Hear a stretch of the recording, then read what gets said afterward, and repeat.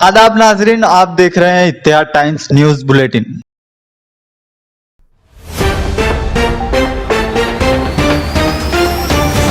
गौरक्षक समिति के मछिंदर शिरके की जानिब से शेख राहिल शेख महबूब के खिलाफ तालुका पुलिस स्टेशन में शिकायत दर्ज की गई कि पाटना के करीब एक रास्ते पर बुलेरो पिकअप में ये गैर कानूनी गाय के नस्ल के जानवरों को ले जा रहे थे और गाड़ी सड़क के नीचे उतर गई। हमने गाड़ी में से जानवरों को उतारा और पुलिस के हवाले कर दिया। वहीं दूसरी तरफ राहिल शेख सिविल अस्पताल में भर्ती है और इनका कहना है कि वहां मौजूद लोगों ने इन्हें पीटा और जब्त किया। राहिल शेख के मुताबिक पिकअप से इनका कोई ताल्लुक नहीं है, वो मोटरसाइकिल पर जा रहे थे, भीड़ देखकर वो भी रुक गए। राहिल की जानिब से पिकअप के मालिक ने बयान देते हुए कहा कि गौरक्षकों और गांव के लोगों ने हमें पीटा और जानवर छीन लिए। गाड़ी है ना, जानवर की उधर से भर के आ रही थी, गाड़ी मेरी थी। कोई वजह से गाड़ी है ना ड्राइवर से संभली नहीं या तो फिर फेल हो गई थी। वो संभालने के चक्कर में गाड़ी नीचे उतार दिया। आप नीचे उतार दिया तो हमको मालूम पड़ा, तो हम वहाँ पे गए, क्या देखे कि यार गाड़ी को क्या होगा, चलो देखते जाके। तो मैं वहाँ फ़ौरन पहुँचा। वहाँ पहुँचने के बाद देखता मैं तो वहाँ सब गाँव वाले आए। तो वो एक बेचारा जा रहा था बकरे का धंधा करने वाला, तो उसने देखा, रुक के बोले क्या भैया क्या हुआ। बोला यार थोड़ा ऐसा मसला हो गया, तो मेरे से पूछताछ करने लगा। तो गाड़ी तरफ झाँकने गया तो वो समझा कि उसकी गाड़ी है, तो उसको उन्होंने पब्लिक ने मार ठोक करी।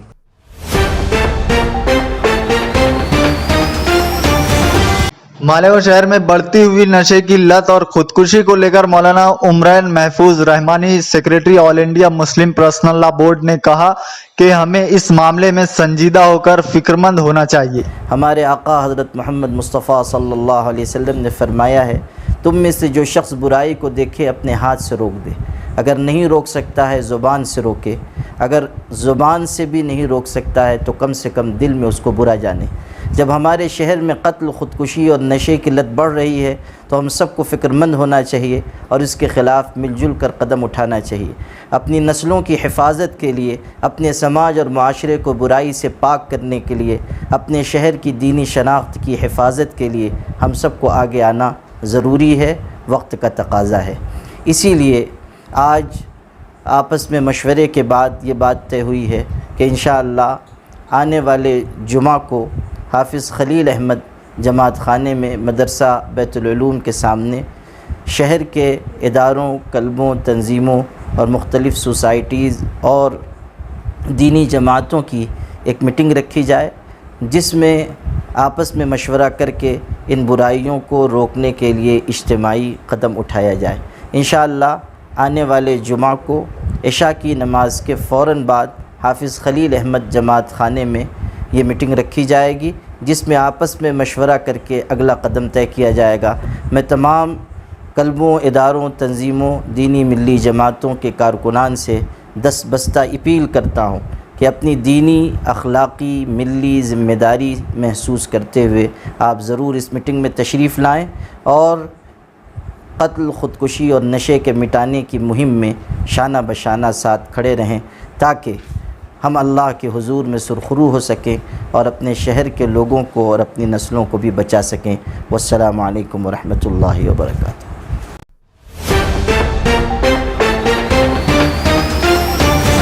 12 नवंबर मामले में मुंबई हाई कोर्ट में जमानत पर कल 13 सितंबर को सुनवाई होगी।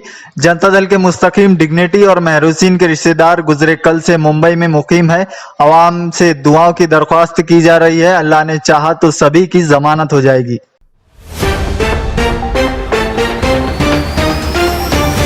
मालेगांव शहर की राजस्थान एजुकेशन सोसाइटी में जल्द ही सीनियर कॉलेज होगा शुरू। एजुकेशन सोसाइटी के जिम्मेदारों ने प्रेस कॉन्फ्रेंस के जरिए किया यह अहम ऐलान। राजस्थान शिक्षण प्रसारक मंडल इनकी तरफ से कुछ स्कूल के चालू है। उसके अंदर जैसे बाल मंदिर में कैलाशवासी पुरुषोत्तम श्याम सुंदर लखोटिया बाल मंदिर, कैलाशवासी लहरा काबरा प्राथमिक माध्यमिक विद्यालय, कैलाशवासी बीजी काबरा जूनियर कॉलेज और कैलाशवासी अयोध्याबाई जाजू इंग्लिश मीडियम स्कूल भाईगांव, ये संस्थाएं, ये स्कूल के यूनिट्स अभी चालू है।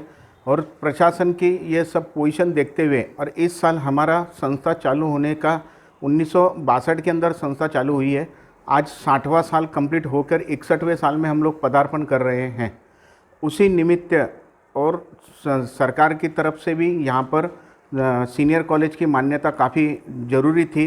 उस वजह से हम लोगों ने सीनियर कॉलेज के लिए एप्लीकेशन किया संस्था की तरफ से, और सरकार ने, महाराष्ट्र सरकार ने, राज्य सरकार ने उसको मान्यता दी है।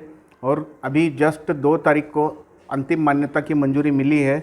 हम यही college, senior college FY BCom, FY BA, FY BSc, ये तीनों फैकल्टीज़, साइंस, आर्ट्स और कॉमर्स, तीनों फैकल्टीज़ चालू कर रहे हैं। और 1 अक्टूबर से कॉलेज चालू हो जाएगा। 15 सितंबर से एडमिशन, बच्चों के एडमिशन के लिए प्रोसेस चालू हो जाएगी। आप सबसे हमारा निवेदन है कि सभी लोग अपने अपने, जिन लोगों ने एडमिशन नहीं लिए हैं, कृपया हमारे कॉलेज के अंदर आकर आप एडमिशन लेवे। यही संस्था की तरफ से नम्र निवेदन। धन्यवाद।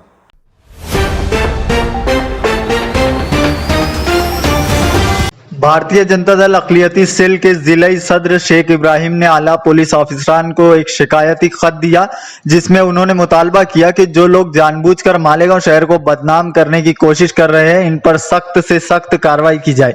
पिछले दिनों जमीनों की खरीद और फरोख्त को लेकर कुछ किसानों ने इल्जामात लगाए थे, जिसके बाद शहर के जमीन कारोबारियों में तशवीश पैदा हो गई थी।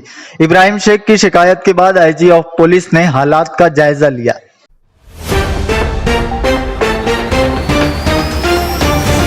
पिछले कई घंटों से मालेगांव शहर और अतराफ में मूसलाधार बारिश जारी है।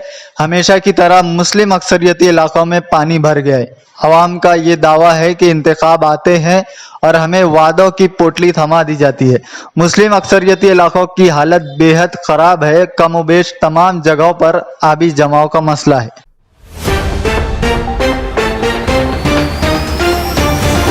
हसनपुरा में गुज़िश्ता दिनों सोशल वर्कर जमाल नासिर के ज़ाती खर्च से एक स्लैब की तामीर मुकम्मल हो चुकी। बहुत जल्द एक और स्लैब की तामीर शुरू की जाने वाली है।